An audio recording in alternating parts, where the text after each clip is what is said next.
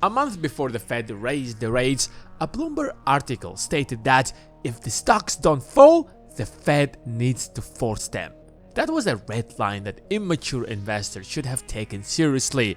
But people made so much money with meme stocks that it seemed like they would never fall. When everything is rising, making money is easy. Whatever you buy is going to be the right bet. You will make money no matter what stocks you buy. Of course, it's great, but it's very dangerous in the long run.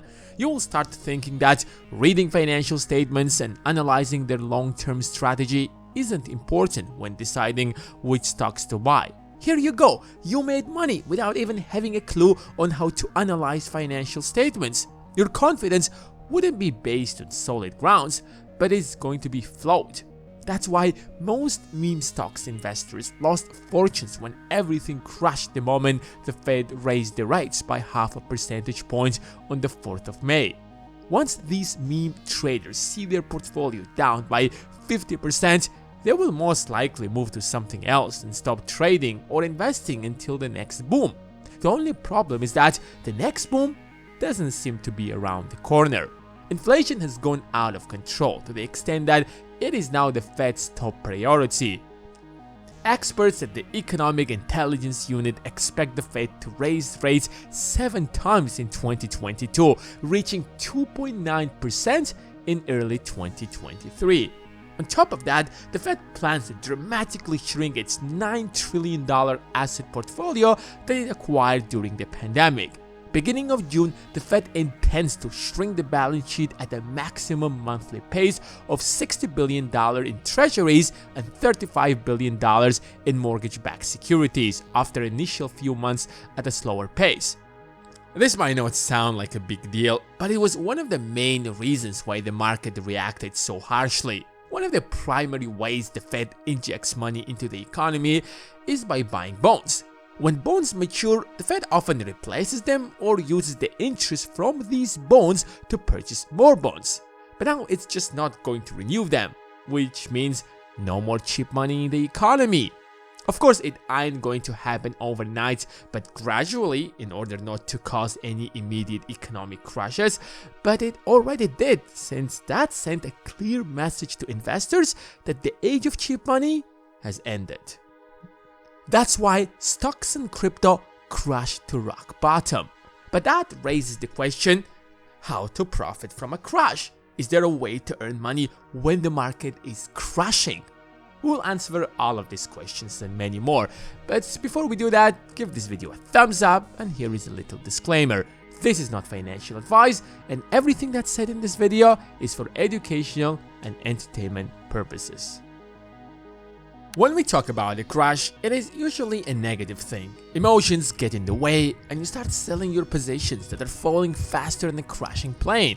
It gets even worse when these investments represent your entire savings. Just go back to the case of GameStop, when people got overexcited and threw everything they had into that opportunity. Unfortunately, things went south. People panicked and sold their stocks at negative 80% after the hedge funds manipulations. If they had been a little bit more patient, they wouldn't have lost as much as they did. Of course, it is easy to say how things should have been after everything has already happened, but the reality is that that's the nature of the market. We can go back and say the exact same thing about the 2020 crash. The moral of the story is that not letting emotions get in the way of your investing decisions is the best thing you can do to your investments. Each time the market overreacted and fell dramatically, it recovered shortly afterward. Those investors who panicked and sold out found themselves regretting their decisions, while patient investors were rewarded.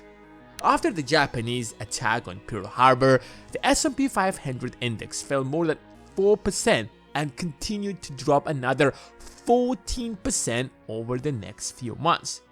However, after that and throughout the end of the war in 1945, the stock market returned more than 25% per year on average.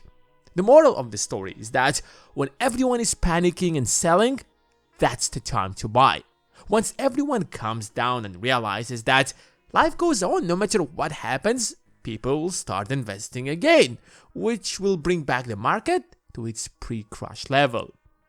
Another way investors, or traders to be more accurate, monetize the crash is through put or call options. Let's go back to April 2022. The markets were doing not bad. The only problem was that most people were unsure if the Fed would raise rates in May, and most importantly, how the market would react. If you were 100% confident, you could have shorted the market, but if you're not, you have an option. A put option. An option to sell the stock at a specific price for a small fee. Let's say stock A cost $100, and you think that if the Fed raises the rates, it could fall by over 50%. You buy a put option that costs $5 to sell stock A for $100 that expires in a month. You have 30 days to exercise the option. If the stock doesn't crash, maximum that you can lose is the $5 you put up. However, if the market crashes after the Fed raises the rates and stock A drops by 50% as you predicted to $50, you can buy the stock for $50 and sell it for $100 since you have purchased the right to do so. And boom, you just earned $50. After deducting the cost of your put option, which was $5, you're left with a profit of $45. That's one of the main ways how traders earn fortunes during crashes and minimize the risk. But let's say the market has crashed and you don't know whether it will recover or not, so you don't want to risk your money buying stocks. Is there a way to still profit out of this crash? Of course, that's why we have call options. A call option works exactly like a put option, but in this case, you have the right to buy the stock at a specific price. Let's say company B has crashed from $80 to $50, but you think that it's a temporary crash and the company has all the bases to return back to $80. But you're not sure. We might face a recession and the stock might keep declining. So instead, you buy a call option, a right to buy the stock at $50 for, let's say, $5. 2 weeks later, the stock bounces back to $80. You exercise your right to buy the stock at $50 and then sell it in the open market for $80. After deducting the cost of the call option, you made $25 on this deal.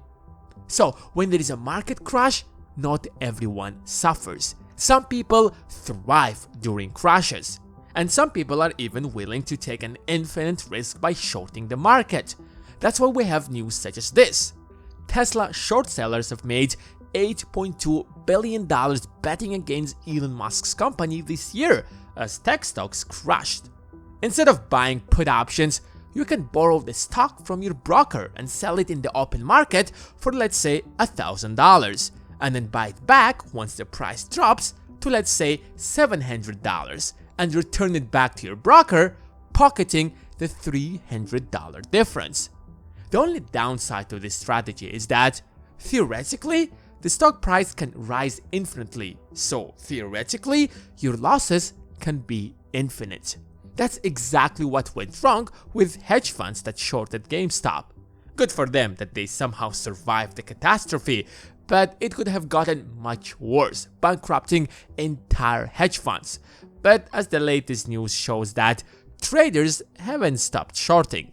In fact, even prominent names such as Bill Gates are using this strategy.